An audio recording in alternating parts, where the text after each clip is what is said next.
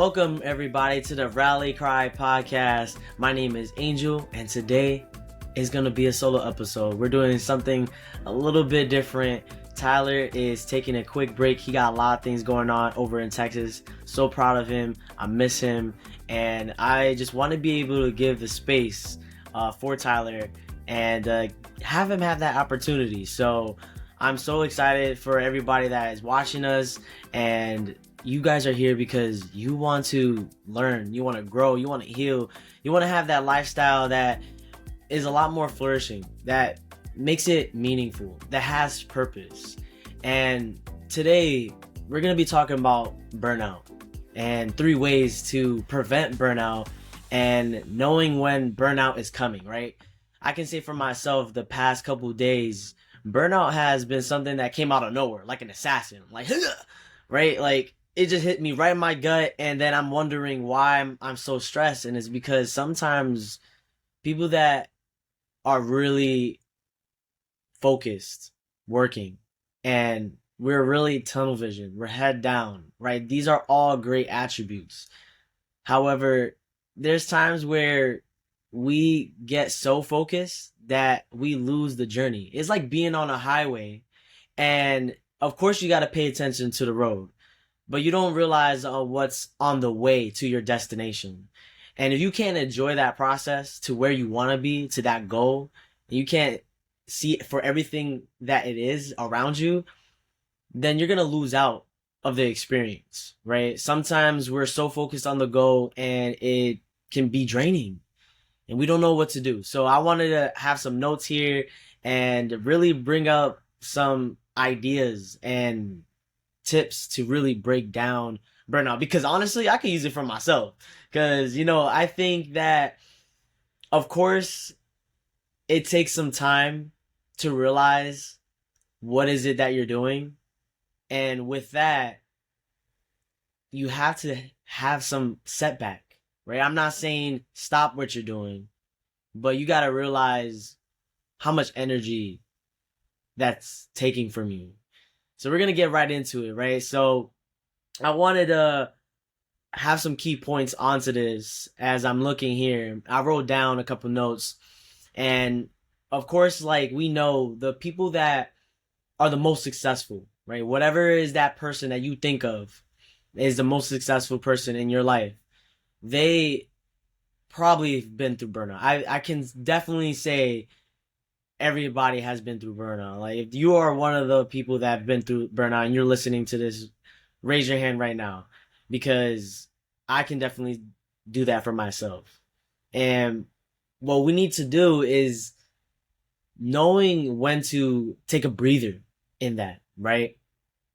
Burnout takes a lot of energy from us, and it makes us not want to do anything anymore. It's like, oh, after doing all these things, especially in a day, like, there's so much hours in a day, but there's only so much that we can do to be productive in a day. And we're not talking about just productivity, but we're talking about the social environment that you're in as well, right? Sometimes working is one thing, but then also when you're in conversation with other people and you're socializing, that's kind of work too, right? That takes some energy as well. We don't want to just focus on the part of being productive and you're doing homework or you're doing work. There's other things that could lead to burnout, right? There's even the burnout of cooking, right? Like, I gotta go to work, I gotta have a side business, or if it's a hobby, I gotta go to the gym, I gotta cook, I gotta do all these things. And sometimes we tell ourselves, I can't. And that's okay, right? We can't do everything, and nor why would we want to do everything. It's one of those things where sometimes we just gotta ask for help. And I know there's some of us that might not have the luxury to ask for help because there might not be someone that we can go to for that. So I wanted to mention right here and bring up some stats. So according to American Psychological Association in 2021, the Work of Well-Being survey, 3 to 5 workers reported experiencing negative mental and physical impacts due to work-related stress. 26% noted a lack of interest, motivation, or energy, with 32% reported emotional exhaustion and 44% noted high levels of physical fatigue. As I mentioned before, what does this say, right? This is a high number of like percentages, right? So we also need to understand this is a survey of people that reported. This is not including anybody else, right? This is just a very small sample size letting you know, like, hey, this is just the gist of what burnout can do to you and how much it can take from you. We need to understand that the work that we put in can also take away from us, right? It could take away from our relationships. It could take away from what other hobbies that we like doing, right? It's okay to be head down focused to whatever it is, but you got to have that balance, right? And we ask ourselves, how can I have that balance? What is balance? And it's as simple as a little bit of this, a little bit of that, right? I'm 25 and we can sometimes be so focused on the aspect of what is next for me, right? What is the next thing that gonna flourish me in a way that it makes me happy, right? But there's a newsflash. You're never gonna necessarily be at most content every single day. I think we're so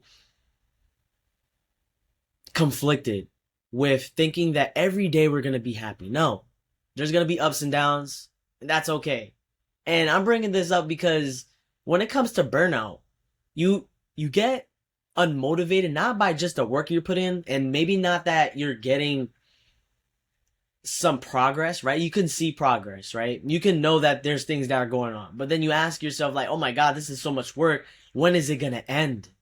Right? You sit back and just think like, damn, what am I going to do? Because I can't keep doing this for the rest of my life.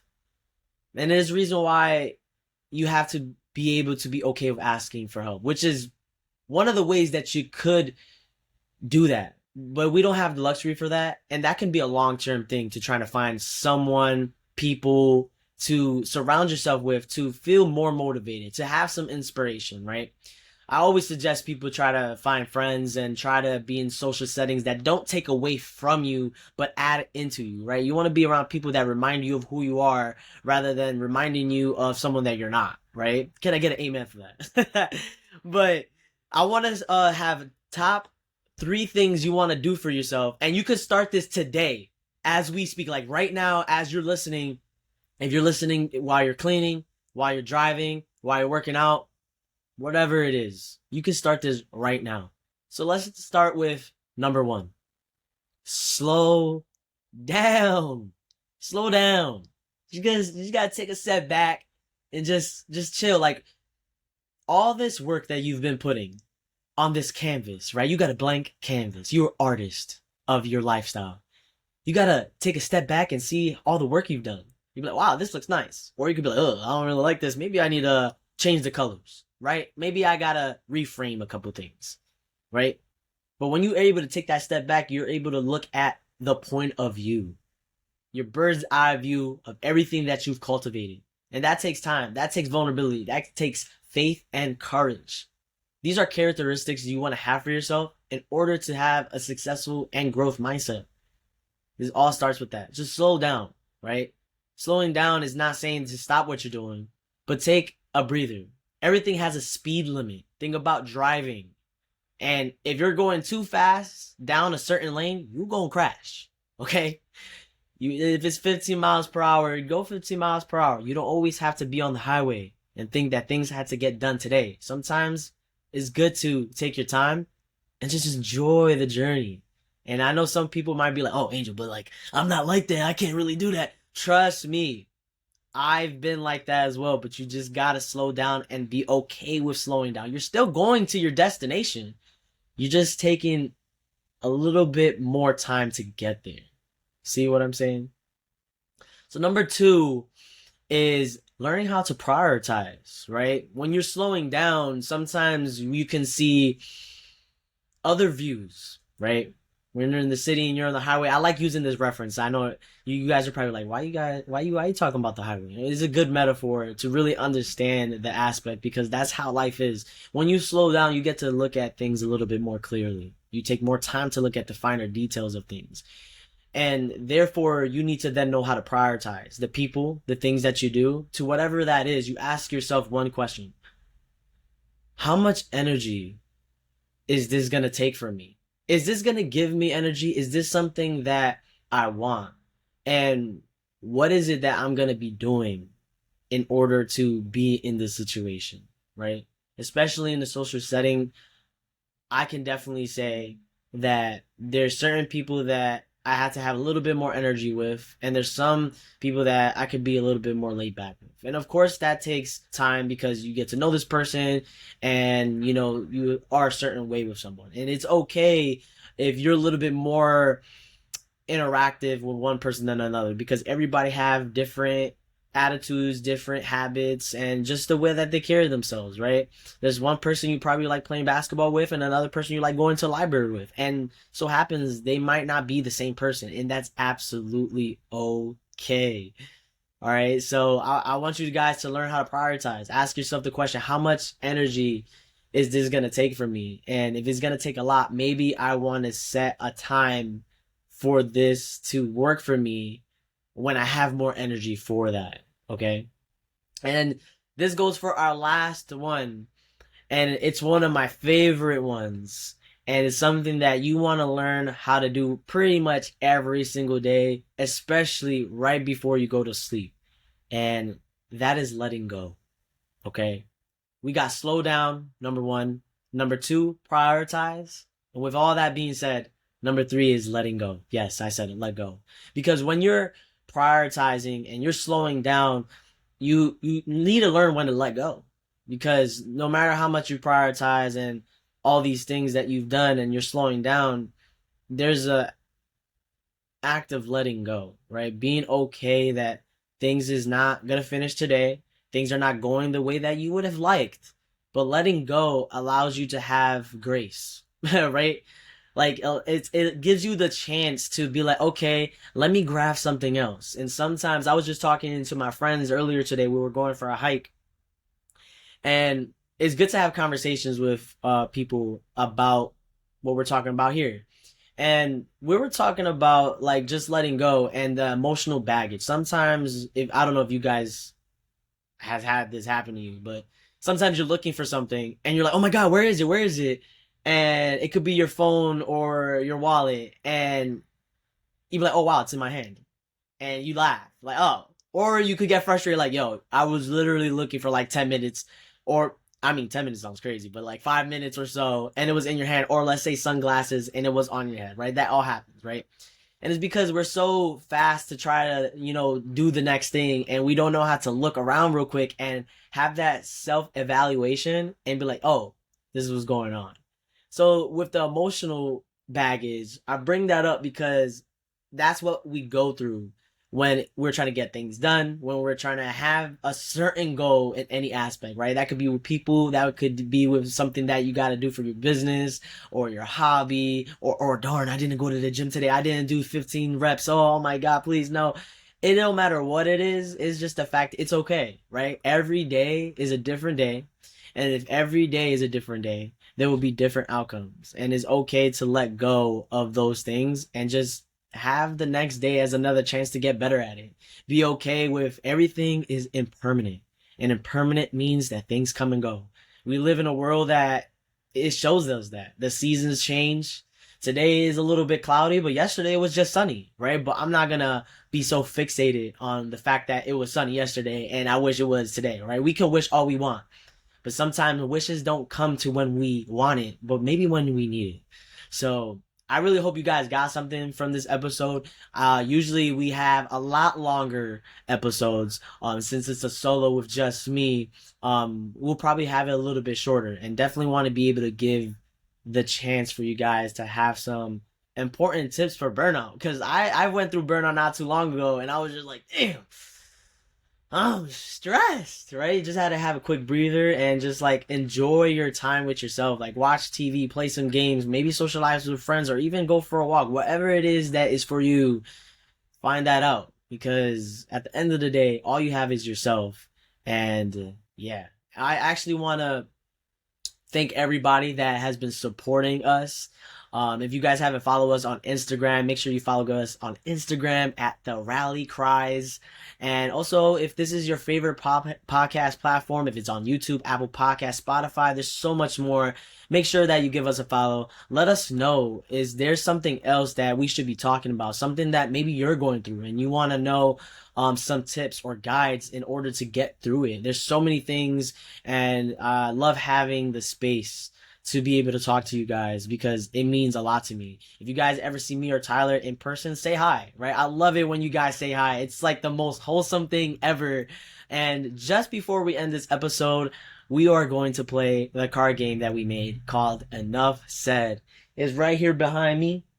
If you guys are watching us on YouTube, you'll be able to see it here. And for everybody that purchased it, oh my God, thank you. I appreciate you. And if you haven't got yours already, you should go get yours. The link will be down below so you could get your very own Enough Said perfect icebreaker questions. It's a really good way to get to know someone in a meaningful way, asking the right questions so that you can find the right people. So I like doing this on my Instagram story just to break the ice for the week, and we're going to pick one right now, and I'm going to answer it for you guys so you guys get to know me a little bit, right? Because sometimes I learn about me every day. I'm like, wow, I didn't know that about myself. So all right, we're going to just pick a card, right? Like y'all could probably even see, right?